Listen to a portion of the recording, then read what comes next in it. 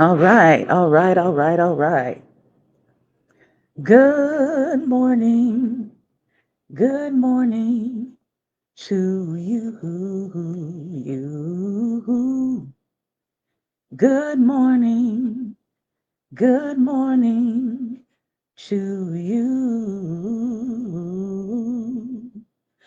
Good morning, good morning. Won't you share with a friend or two? Good morning. Good morning to you. You. Good morning. Good morning. Good morning to you. You. Good morning. Good morning. Good morning to you. You. Good morning. Good morning to you and many more. Good morning, good morning, good morning, and welcome, welcome, welcome to Daring Dialogues Black Table Talk. I am your host today, Shantae Charles. I hope that you're having a great and wonderful day. We know that it is election day, so we want to continue to encourage you to come out and vote. I did my early voting, so my civic responsibility, my civic duty, my civic privilege has been accomplished. So I encourage you, if you have not done that, to go out and do that. Well, we know that it's going to be plenty of election news going on today, but we had already made plans to dive into this subject. I think maybe 4 or 5 days ago, I put up a post about this phenomenon that is widely spread in the Black community, but not solely our community. And that is this phenomenon of the use of the word what. And there was lots and lots of commentary. That post is still being shared out. And I told them, I said, I know that this phenomenon goes beyond how we feel about this particular word, the word what. And so I said, listen, I'm going to come back and I'm going to dive into this topic. I'm going to go a little bit deeper because it is not just this particular word, but how we feel about respect and how we feel about disrespect is rooted in what we call Jim Crow etiquette. And so I had a lot of different comments that were offered. I'm actually going to share some of them in this presentation, both the pros and the cons. So I want to be fair about those who spoke out on either side of the aisle. And we're going to dive into it. So the topic today is unpacking the remnants of Jim Crow in child discipline. Unpacking the remnants of Jim Crow in child discipline. And good morning to those of you who are coming in. All right, I'm going to make myself a little bit smaller because this is not about me today. So I'm going to go into my studio setup here and let's make myself a little smaller. I'm going to come down into the corner here. There we go, so that we can primarily focus on the presentation. Now, what gives me the right, as some people ask me the question, what gives me the right to talk about this or have this conversation? Well, I am an auntie, I am a godmother many times over, I am an educator, I am a parent and child advocate and have been so for the past 24 years. I have worked in the education sector, in schools, both public, both private, and at risk and Christian. I have worked with at risk students. I have worked with elite students, gifted students. I have worked with both neurotypical and neurodivergent students. I have taught pre K all the way through college. I am a teacher trainer. I am a curriculum creator, both for the state and in some cases for counties. I am an author, I'm an editor, I'm a publisher, so I do understand the power of words.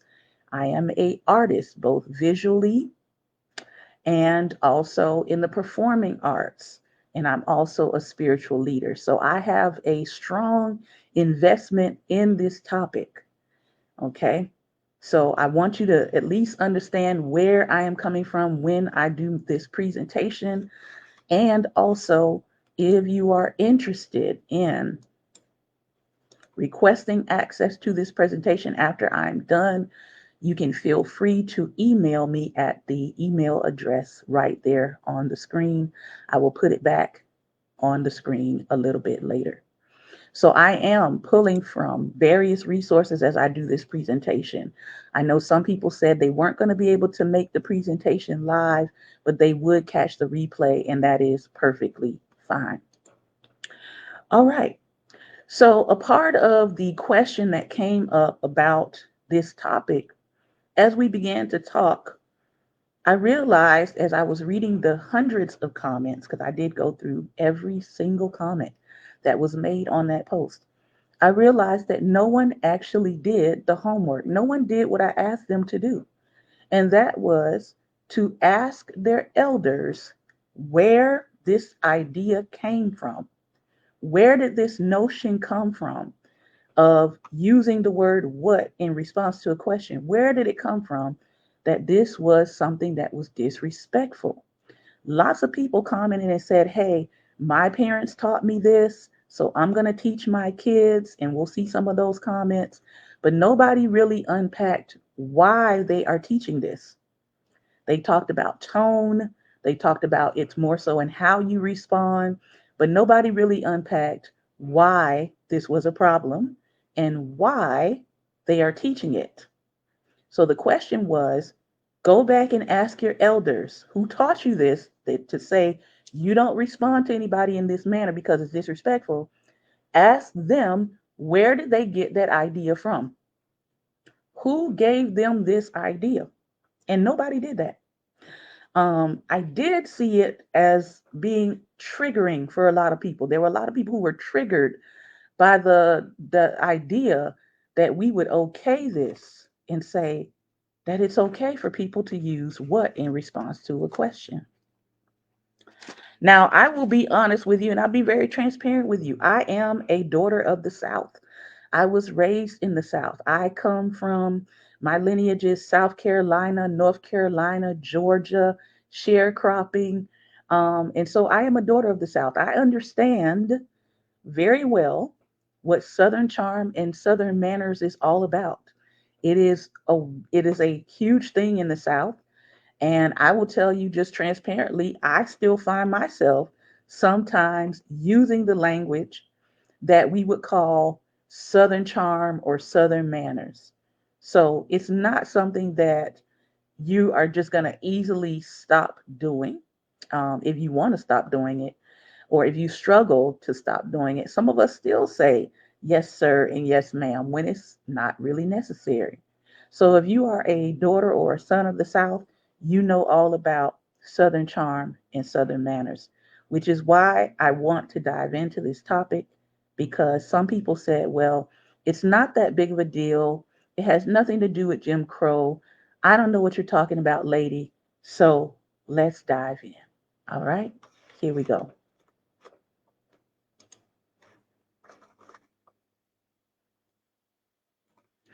So, what's my agenda today? We're going to talk about what Jim Crow is. We're going to look at what Jim Crow etiquette is because I think people confuse Jim Crow laws with Jim Crow etiquette. So, we're going to dive specifically into what Jim Crow etiquette is. We're going to look at learned behaviors. What are some learned behaviors that we might even see showing up presently in how we talk to each other, how we interact with each other? What are some parental fears? What is actually driving the ways in which we teach our children? What are the parental fears? What legacy of Jim Crow is lingering in our community? Then we're going to look at what social media had to say. We saw And we're going to see that there's some social uncertainty and some mixed signals that have been given around this idea of respect and disrespect. We're going to look at our findings. We're going to talk about, are we raising free children? Are we raising compliant children? And we're going to look at two terms that I think more people need to know and understand, which is childism and adultism, and then some final thoughts. All right. And let me check back and make sure that everybody can see my screen. All right. Hopefully everybody can see, and it is pretty clear that you can see. Okay. So let's go on. So what is Jim Crow? What is it? The term Jim Crow originated in an 1830 song performed by a white minstrel show actor, Daddy Rice. In a racist portrayal of African Americans, Rice covered his face with charcoal paste or burnt cork to resemble a man, and then sang and danced a routine in stereotypical caricature of a black person. By the 1900s, the name Jim Crow was used to identify racist laws and actions in Southern America that deprived African Americans of their civil rights. Now, how long did this actual period supposedly last? Between 1877 and the mid 1960s, Jim Crow laws were in effect and represented a series of rigid anti black policies and expectations. Jim Crow also referred to a way of life. Under Jim Crow etiquette expectations, African Americans were viewed and treated as second class citizens and experienced common discrimination. In the Jim Crow South, there was a common misconception that blacks were intellectually and culturally inferior to whites. These laws and etiquette only reinforced these unfair beliefs in the legal system, where blacks were ordered to use separate restrooms, water fountains, restaurants, waiting rooms, parks and swimming pools, libraries, hospitals, bus seats, and even cemeteries. All right. Let me also do a sound check really quickly before we go on. If you can hear me perfectly fine and loud and clear, just type into the comment yes. I want to make sure that my volume is appropriate for today and that we're not having any volume issues. All right, before I go on here. So if you can see and hear me clearly, just type yes into the comments for me, please. Perfect.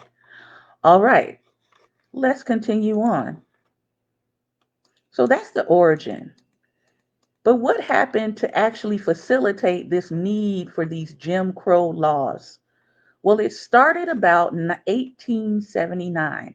And I'm going to be pulling a lot of data and information from the Jim Crow Museum if you're interested in looking at more of the data yourself. 1879, thousands of Southern Black people frustrated with discrimination and poverty in the South began to immigrate to the West. They met hostility from Western white people and Indigenous Americans. This is sometimes called the Exodus of 1879. Now, might not have made most of your history books, but it is a part of the record of Jim Crow. In 1882, at least 49 Black people were unalived by the L word. According to Tuskegee Institute data, more than 3,400 Black people were unalived between the years 1882 and 1951. On October 15, 1883, the United States Supreme Court ruled in civil rights cases of 1883 that the Civil Rights Act of 1875 was unconstitutional. Understand that. The rights that we had at that point, they ruled that they were unconstitutional. The court ruled that the 14th Amendment prohibited states, but not citizens, from discriminating. So the state couldn't discriminate against you, but citizens could. This civil rights reversal was devastating for African Americans. Absolutely devastating. So, what was the Jim Crow era?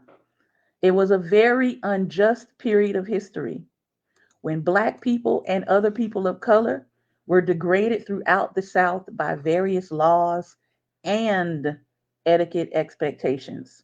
This period was known as the Jim Crow era, and in many ways, the legacy of this period still impacts our society today. We might not think it does, but hopefully, after today, you will see the ways in which Jim Crow is still having an effect on our society today. So, what was Jim Crow etiquette? We've talked about the origin of Jim Crow. What's Jim Crow etiquette? From the 1880s into the 1960s, a majority of American states enforced segregation through Jim Crow laws, so called after the black character in the minstrel shows. From Delaware to California and from North Dakota to Texas, many states and cities too could impose legal punishment on people for consorting with members of another race. The most common types of laws forbade intermarriage and ordered business owners and public institutions to keep their black and white clientele separated. Now, we have some people that are probably going to come in and they're going to say, yes, I was born during Jim Crow. I was born, I lived through Jim Crow. This is very much what I experienced. And I want to say shout out to those of you who lived through this time period. So Jim Crow was more than a series of strict anti black laws, it was a way of life. Under Jim Crow, African Americans were given the status of second class citizens. It helped to make anti black racism appear to be right. Many Christian ministers taught that whites were the chosen people, that blacks were cursed to be servants, and that God supported racial segregation. Many scientists and teachers at every educational level supported the belief that blacks were intellectually and culturally inferior to whites. Pro segregation politicians gave persuasive speeches on the great danger of integration, the destruction of the purity of the white race. Even children's games portrayed black people as inferior beings. All major organizations reflected and supported the oppression of black people. This is why when we talk reparations, we really say nobody should be exempt from that. The Jim Crow system was based on the following beliefs: whites were superior to blacks in all important ways, including but not limited to intelligence, morality, and civilized behavior. Relationships between black and white people would produce an inferior race, which would destroy America. We have people out here today that still hold this ideology. Treating blacks as equals would encourage interracial relationships between men and women. Any activity which suggested social equality encouraged interracial sexual relations. If necessary, violence must be used to keep black people at the bottom racial level. The following Jim Crow etiquette norms will show how inclusive and pervasive these things were. So let's take a look at some examples of Jim Crow etiquette. I'm going to see if I can increase this a little bit bigger so you all can read along with me. Okay. And again, this is coming from the Jim Crow Museum site. Take a look at that first one there. A black man, a black male could not offer his hand to shake hands with a white male because it implied being socially equal. A black male could not offer his hand or any other part of his body to a white woman because he risked being accused of intimate assault. Blacks and whites were not supposed to eat together. If they did eat together, whites were to be served first, and some sort of partition was to be placed between them. Now, I didn't dig into this, but if you look at your modern day restaurants today, um, I think a good example might be Cheesecake Factory. What's another one? TGIF, um, Ruby Tuesdays. Some of these restaurants that have those high partitions that divide certain sections, that is a legacy and a carryover from Jim Crow. because you had to partition off sections and areas in eating establishments. That is a legacy of Jim Crow, by the way, in case you didn't know. Under no circumstance was a black male to offer to light the cigarette of a white female. That gesture implied intimacy. So when you see that in movies in the 1930s, 1940s, 1950s, 1960s, that was a sign of an intimate arrangement. Here's some more. Blacks were not allowed to show public affection toward one another in public, especially kissing, because it offended whites. How many times have you, as a African American or a black person, wondered why certain black people don't acknowledge you in public, or they give you you know, the chin up? Hey, I see you. I see you. Because in the past, you could not acknowledge each other in public. You couldn't acknowledge each other in public because it would offend white people for you to acknowledge another black person. Jim Crow etiquette prescribed that blacks were introduced to whites. You ever heard of you don't speak unless you're spoken to? Well, you couldn't speak unless you were spoken to. You had to be introduced. If it was a white person, you had to be introduced to them. Never white people to black people. For example, Mr. Peters, the white person. This is Charlie, the black person that I spoke to you about. If whites did not use courtesy titles of respect when referring to blacks. So call me Mr., call me Mrs. Those are strong things that we take on in the black community. Why? Because they did not address us by titles. So a part of I'm going to gain my self-respect, you're going to call me by a title. You're going to call me Mr., you're going to call me Miss, you're going to call me Rev, you're going to call me Doctor. Why? Why? Because they did not use courtesy titles of respect when referring to us. For example, Mr., Miss, Sir, or Ma'am. Instead, we were called by our first names. Black people, on the other hand, had to use. So no, you would not have been a black person in the South responding to a white person with the word what? Because you had to use courtesy titles when referring to white people. You were not allowed to call them by their first name. Now, don't get mad at me about Jim Crow etiquette. I'm just telling you what the etiquette was. And in some places and cases still is. You were not allowed to call them by their names. You had to use a formal title. Why?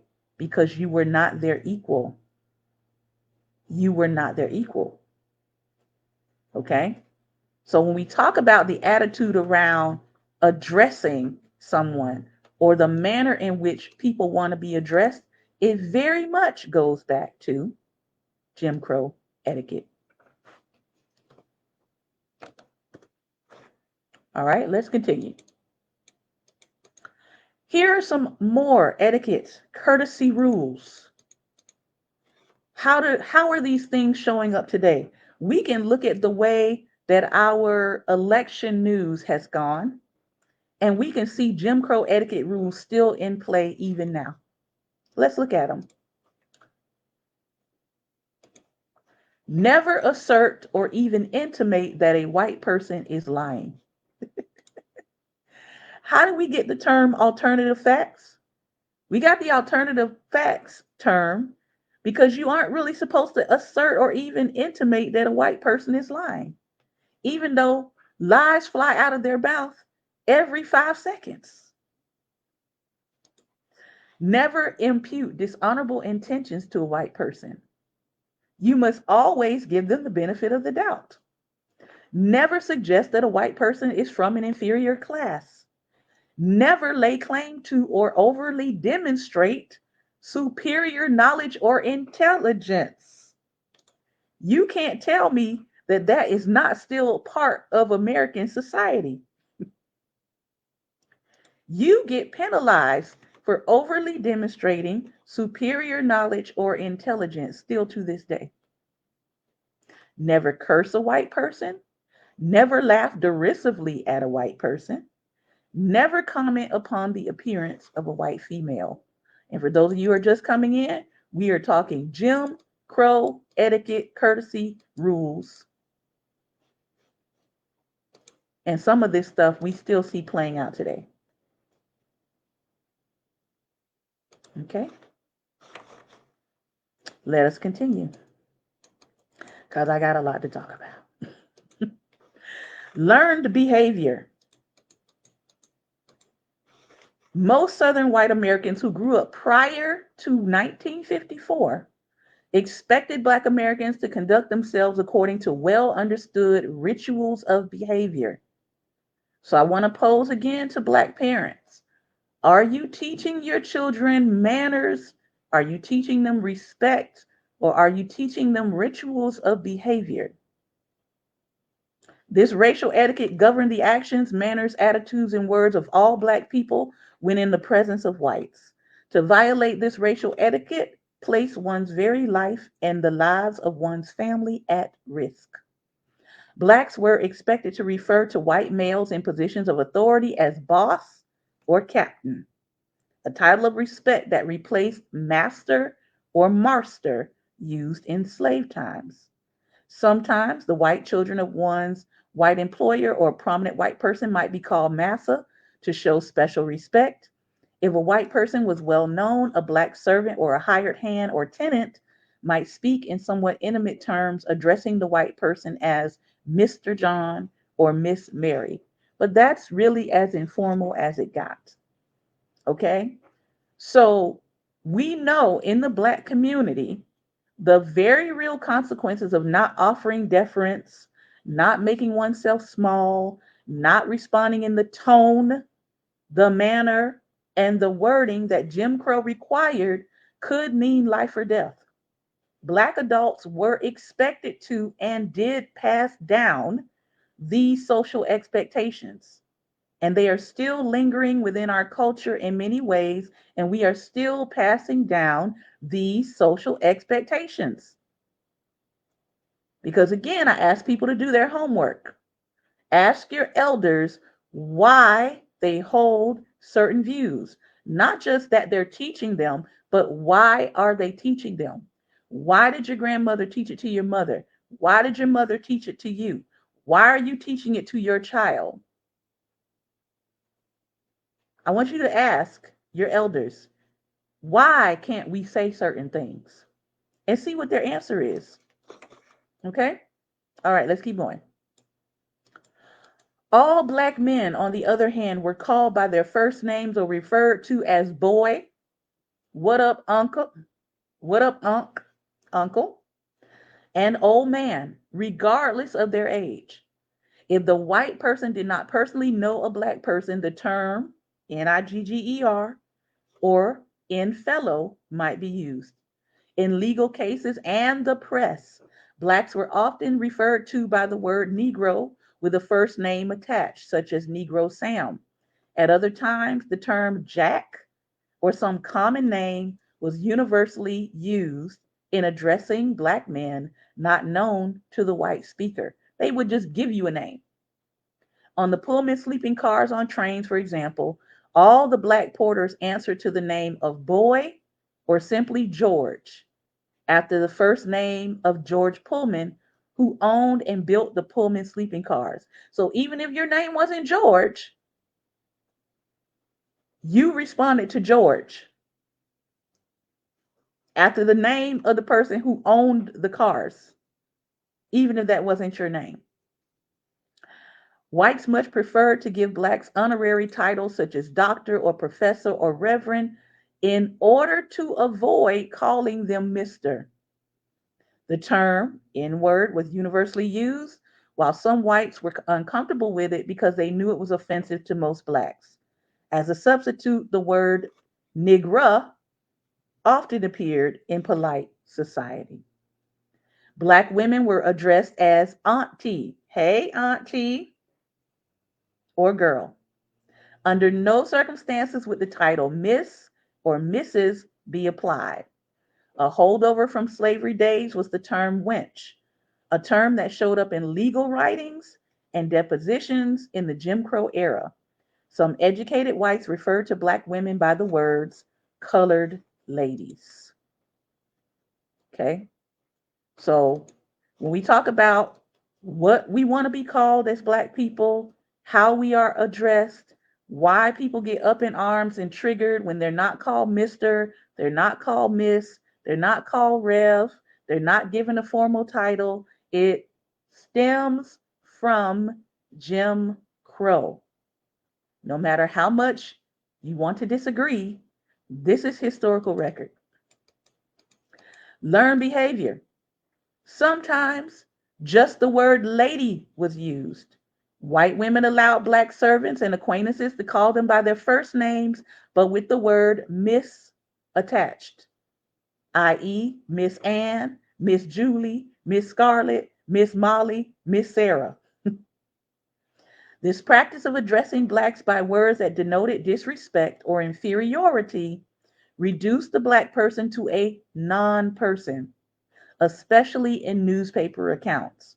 In reporting incidents involving blacks, the press usually adopted the gender neutral term Negro, thus designating blacks as lifeless and unknown persons. For example, an accident report might read like this: rescuers discovered that 2 women, 3 men, 4 children, and 5 Negroes were killed by the explosion. In general, blacks and whites could meet and talk on the street. Almost always, however, the rules of racial etiquette required blacks to be agreeable and non challenging, even when the white person was mistaken about something. Agreeable and non challenging. What are you teaching your children? Are you teaching them respect, or are you teaching them to be agreeable and non challenging? Because there is a difference. Usually, it was expected that blacks would step off the sidewalk when meeting whites, or else walk on the outer street side of the walk, giving whites the wall. Under no circumstances could a black person assume an air of equality with whites. Black men were expected to remove their caps and hats when talking with a white person. Where do we get that from? Where do we get you remove your cap and your hat? Okay? So again, when people tell me it has nothing to do with Jim Crow, the ways in which we act, the ways in which we carry ourselves, I'm going to continue to challenge you to go study Jim Crow etiquette. This isn't even the half of what I read. Okay, this is just snippets. Learn behavior. The whole intent of Jim Crow etiquette boiled down to one simple rule: blacks must demonstrate, keyword, their inferiority to whites by actions, by words, and manners. Laws supported this racist code of behavior whenever racial customs started to weaken or break down in practice, as they did during the Reconstruction era. When the laws were weakly or slowly applied, white people resorted to violence against blacks to reinforce the customs and standards of behavior. Indeed, whites commonly justified unalivings by the L word and the horrible unalivings of black people during the Jim Crow era as defensive actions taken in response to black violations of the color line and the rules of racial etiquette. Now, you can't tell me somebody living through this time would not then generationally instill in their children the need to act in a certain way, the need to respond in a certain way, the need to use a certain tone, the need to not say certain words when you're talking to certain people. And I'm going to start that in my house. I'm going to quote unquote train you in the racial rules of etiquette because I went through a season of terror. to where if we violated these codes, it was a matter of life and death. And we know in some places now it's still a matter of life and death. If you aren't giving a certain amount of deference to people who are wearing a badge and carry a pew pew, it can still be a matter of life and death. Okay? So when people say, well, I don't understand how this is connected to Jim Crow, I hope today it's helping you to understand how this is connected. Okay? I don't want to insult anybody's intelligence. Let's continue because I have a lot to cover in 25 minutes. Jim Crow. Someone asked the question, or someone said, "Well, I don't know what you're talking about because we're in the Caribbean. We practice this as well." Well, you have to understand also that Jim Crow wasn't just a United States phenomenon. Jim Crow spread abroad. This idea of blacks being inferior, these rules of behavior, these codes and standards of behavior did spread abroad. One of the main places that it spread abroad was in Germany. Okay? The Germans used Jim Crow. They took a look at the laws and the etiquette and they found it to be useful. And they came up with what we know now as the Nuremberg laws. But they got their standards and they crafted their laws based on Jim Crow laws and Jim Crow etiquette. They looked at what we were doing in the United States in terms of dehumanizing black people and said, oh, well, these people are already poor. These people are already at the bottom of the social caste, but Jews are not. So how can we modify this to bring the Jews down to the bottom of the social caste before we work on a final solution to eliminate them?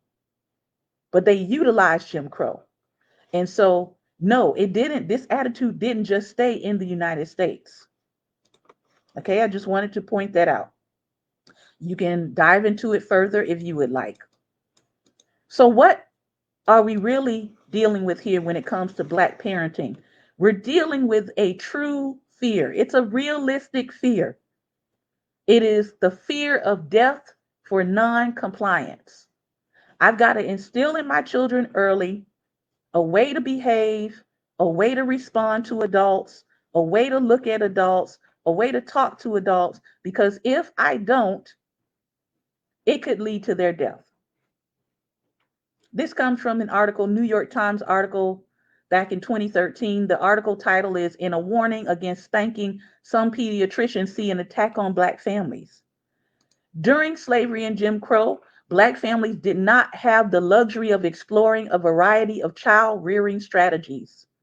As historian Leon Litwack noted in his book, Trouble in the Mind, Black youths and their parents living under Jim Crow, the daily reminders of place and inequality were nearly everywhere. Just as they had been during slavery, Black parents were powerless to protect their children from whippings and other assaults. So enslaved parents were sometimes compelled to inflict the punishment themselves in the presence of whites to teach the disobedient child a lesson. You said what and you didn't answer me yes. You said what or you said huh. You didn't use the proper intonation. So now I've got to punish you. We're still inflicting this punishment to teach a lesson. Why? To avert an even harsher punishment if meted out by the overseer or the owner, or in these days, a police officer. The same mode of punishment, often for the same reasons, persisted into freedom.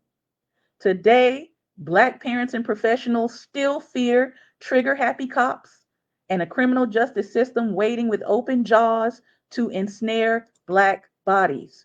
So you cannot tell me that you aren't training your children in fear-based compliance, because that's what it is. It's fear-based compliance that you are training your child in.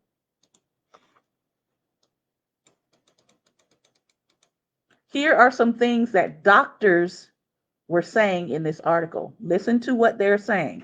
These are people who are in the psychological field and they're also in the healthcare field.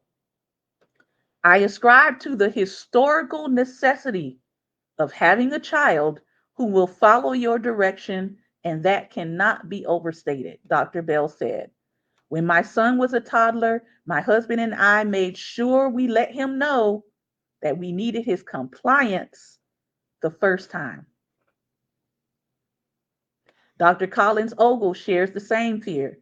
I tell my son that I don't want to be the mother of the son that got shot because you said something wrong. You looked at the police the wrong way. You talked back to the teacher. So we are training preemptively, or we are punishing preemptively, thinking that that is going to keep the child safe. I'm going to address them saying this word, what, in response, because I feel like it's disrespectful. Do you really? Or do you understand that if they come across as disrespectful in the wrong environment, it could cost them their life? So, what is actually going on? Corporal punishment, and I'm going to add in there verbal abuse, emotional abuse, will not stall these forms of racialized social control, which began in the immediate afterlife of slavery. While Black parents' fears for their children's lives are legitimate, no one is saying that you don't have a legitimate fear. No one is saying that. But it does not excuse preparatory violence in the home. It does not excuse the way in which we're teaching our children.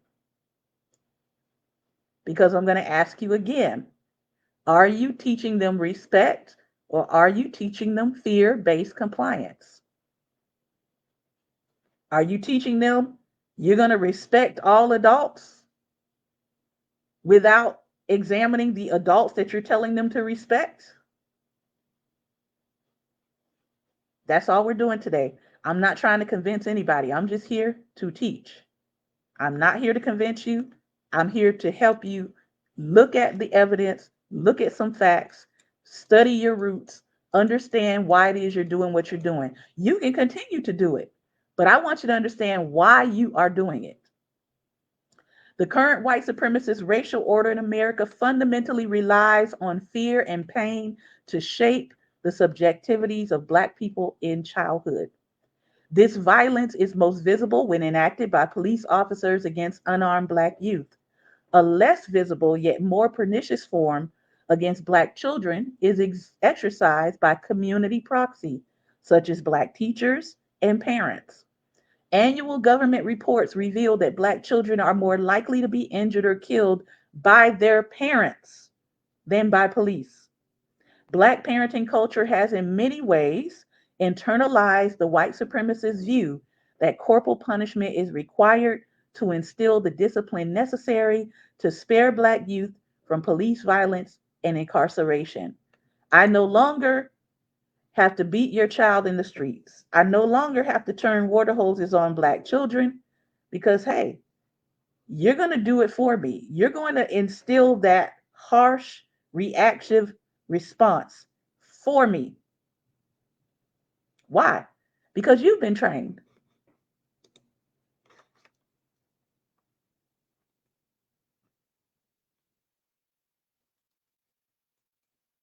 The legacy lingers. Again, the very real consequences of not offering deference, not making oneself small, not responding in the tone, the manner, and wording that Jim Crow required could mean life or death. Black adults were expected to and did pass down these social expectations, and they are still lingering within our culture in many ways. Jim Crow etiquette had a profound effect on the daily lives of African Americans by instilling a sense of fear and oppression in their interactions with white individuals. The constant need to adhere to these unwritten rules often limited their freedom of expression and movement, forcing them into submissive roles. The consequences for violating etiquette could be dire, leading to violence or legal repercussions, which further entrenched a culture of compliance among Black communities. So I'm going to ask you again, Black parent, are you really teaching your child respect, or are you teaching them a culture of fear based compliance? What are you teaching? And I know some people don't want to address this, but it's okay. Social uncertainty and mixed signals. As I was doing this study and looking at the commentary that was happening on my post, I came into several social rooms where people have been asking this question. Is it rude to say what in response to someone saying your name? Notice here the person says, I teach pre-K and they are implementing a new curriculum about social skills. The first lesson teaches the students to say what when someone says their name. Now, in a Black household, someone calls your name and you say what? A parent who has not examined this idea of disrespect and respect might pop you in the lip for that. But her curriculum is teaching it to children. So now you got a child that's learning in school that if someone calls your name, you're supposed to say what? But they go home and they try that at home under cultural compliance and they get popped in the lip. So this is sending a mixed signal to some of our children because they are learning one thing at school and another thing at home. I'm going to keep going. Here's another one. Parents, teach your kids that answering what to an adult is rude. Why should we teach our kids that?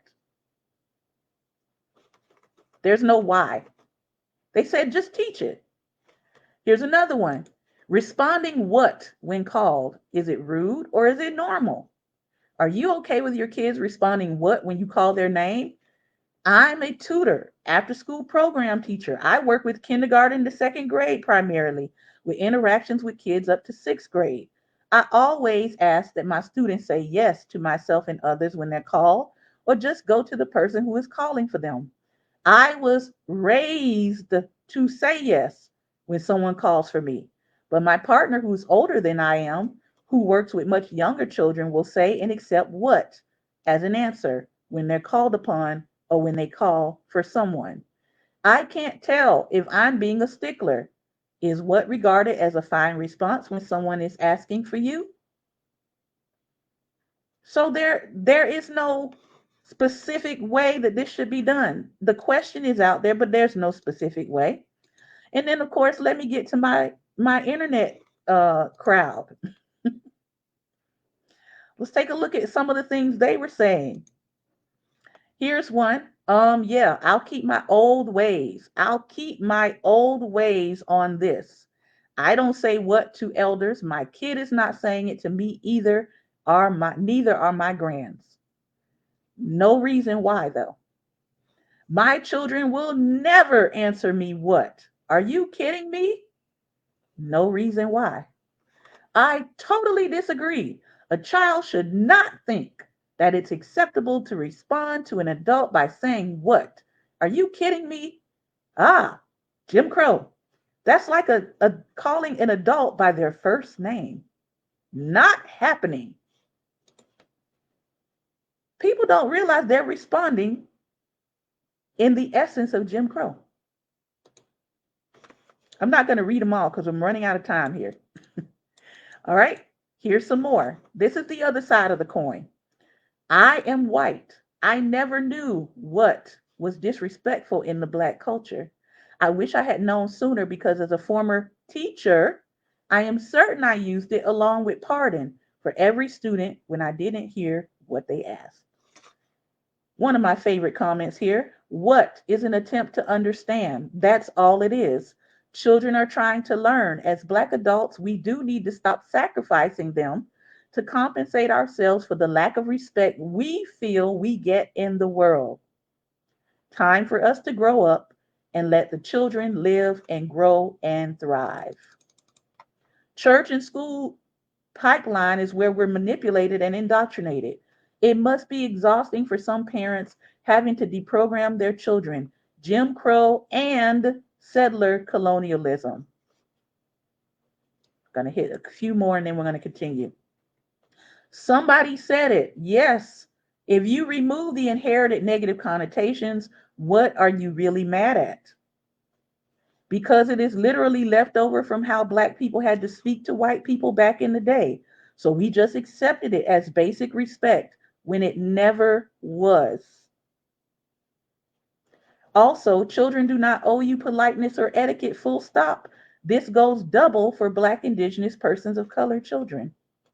I ask this question every year and have yet to find a person that can tell me why it's so disrespectful, especially those who use it to respond to their children regularly. Okay? So we have people on both sides of this conversation. All right? So, what are the general arguments being made? You should not answer what to a question. What is not a complete sentence? I was taught that it was rude. It's not the word, it's the tone. My child will not question me, period. My child will not answer me or any other adult using what as a response. Those are the arguments. Children must be taught to respect adults. Now, is what a matter of respect or compliance? What is actually going on?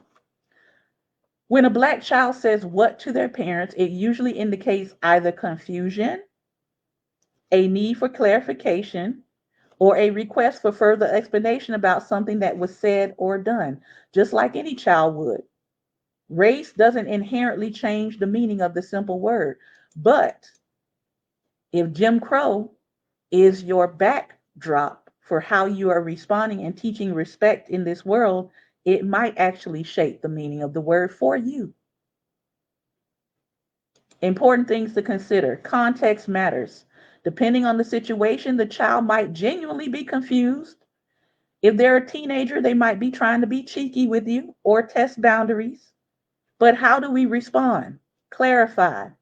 Can you repeat that, please? What did you mean by that? Explain. If a child is genuinely confused, provide an explanation of what was said before. I've seen some people say, well, hey, I think my child is just not listening to me. They're just being disrespectful. Let me give you some research on that. What? Findings. Someone said, what is not a complete sentence? It actually is. What is a complete thought? You can answer a question with what. Tone can change how people receive it. But generally, if it's a 5-year-old, a 9-year-old, a 10-year-old, they're not, 9 times out of 10, they probably didn't understand what you said or they didn't hear you. What is an attempt to understand? Children should be taught to question even adults. I know that's radical thinking for a lot of people, but children should be taught to question even adults. Respect should be taught regardless of child or adult. I saw a lot of comments saying, well, children should be taught to respect adults. Well, what about adults respecting children?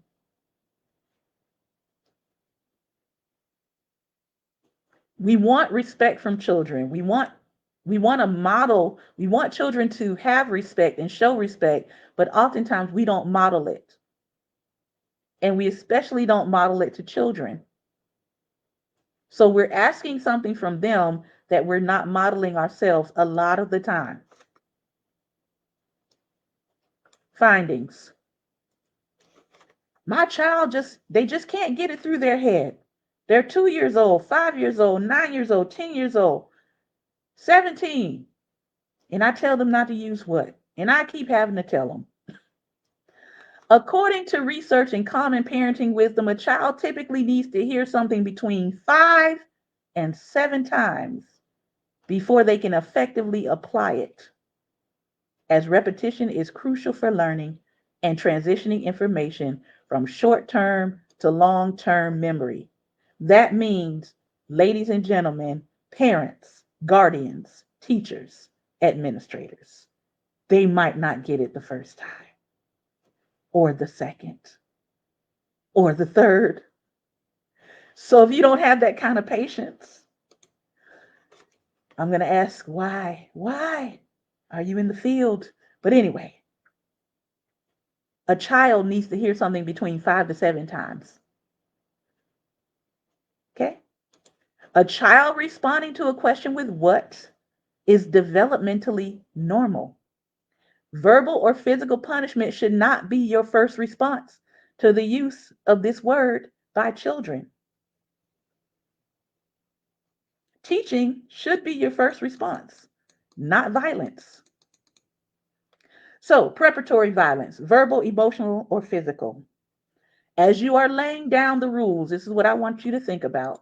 As you are laying down the rules for your house, check whether you are triggered by even hearing this word or being referred to by your name and not a title. Is that triggering for you? What are you actually responding to? And how is your response being carried over to your child?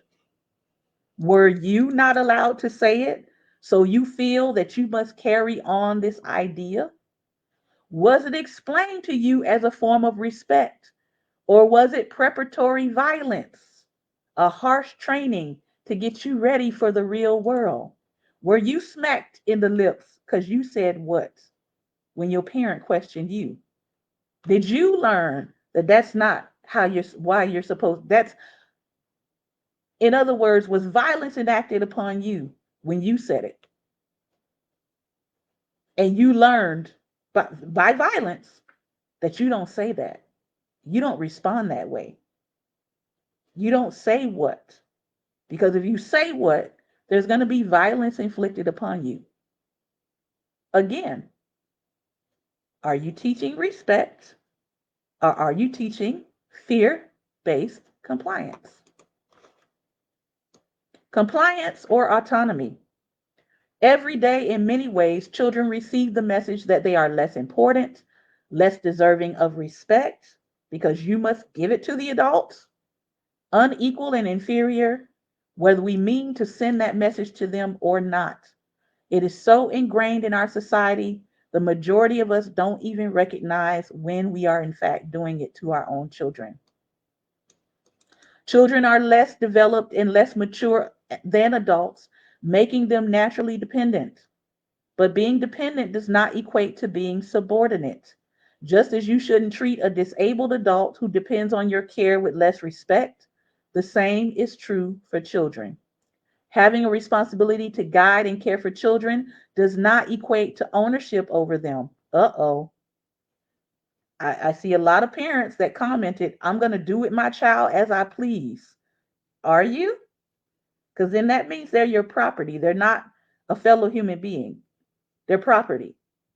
And again, if you respond and treat your children as property, that's going to be on you, but there will be ramifications for that later on in your relationship with your children.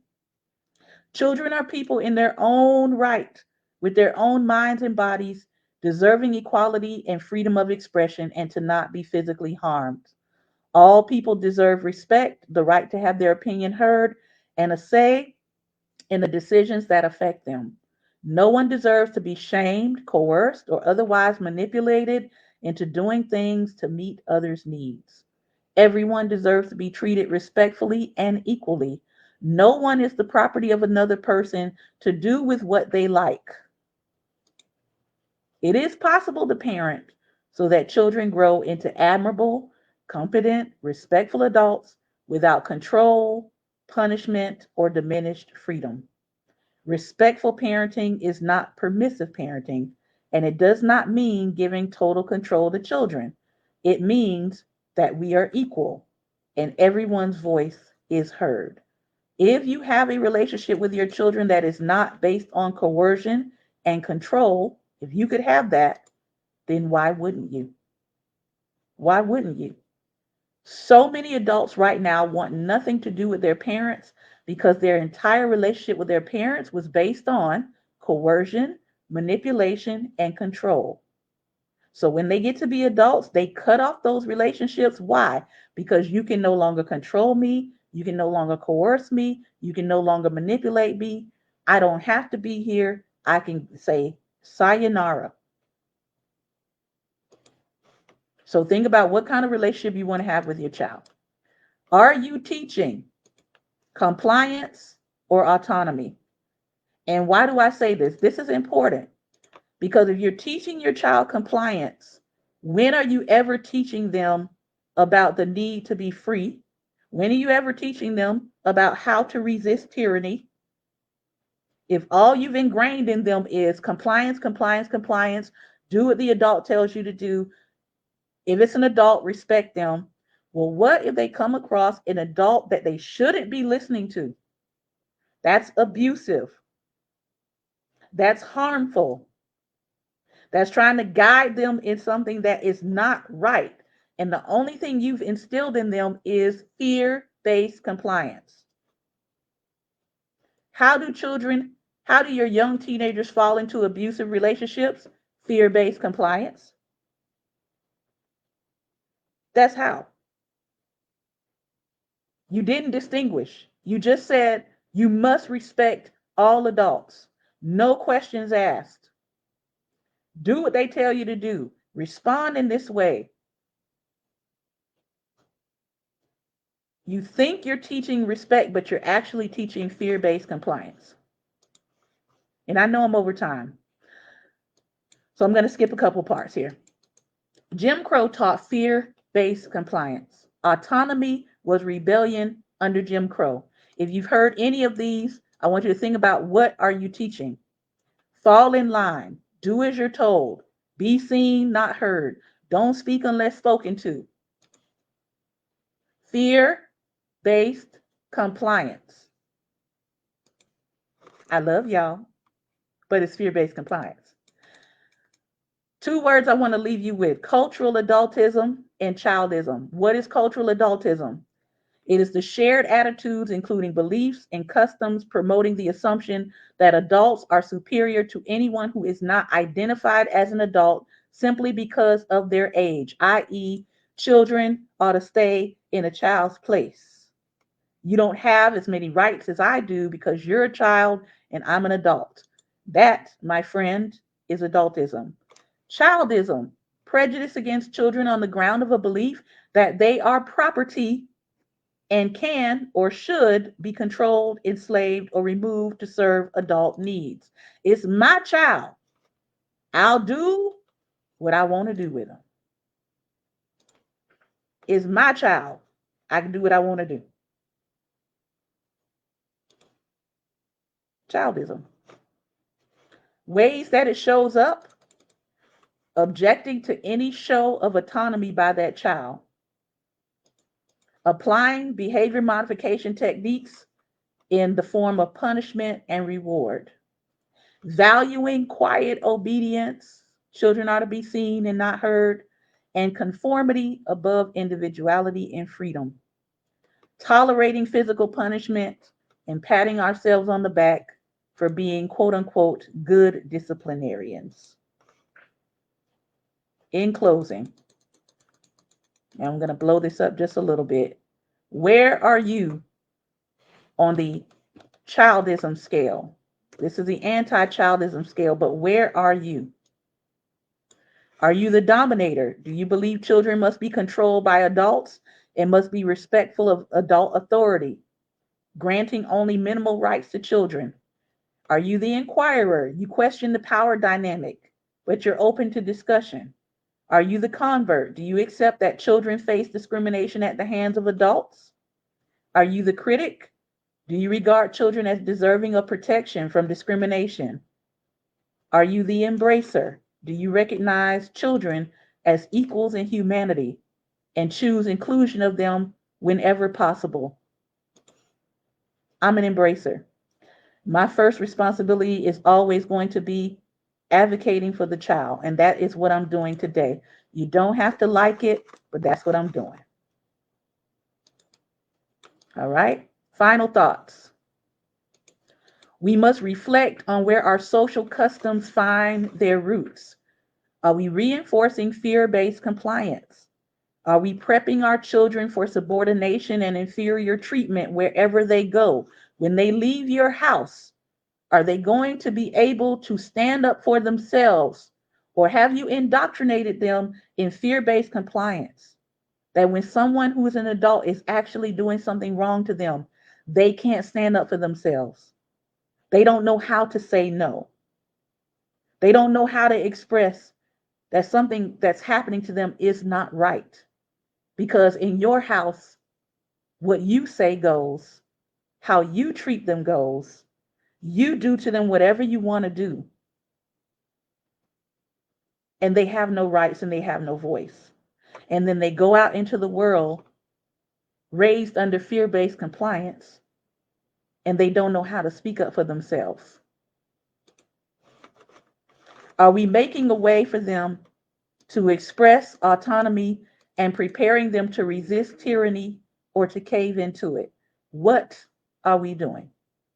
Are we raising and guiding children to develop agency or to see themselves as property for others to do to them as they please?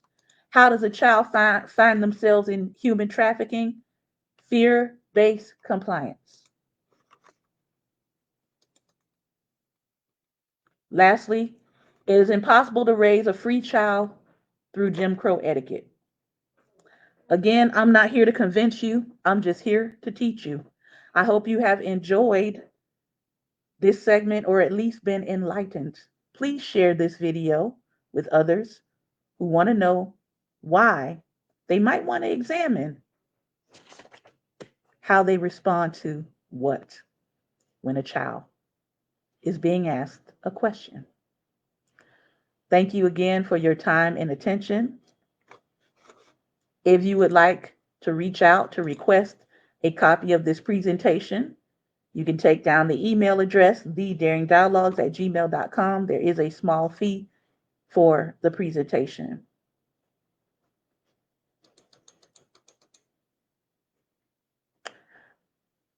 Thank you again for your time and attention. Remember, light is the most daring opposition to darkness.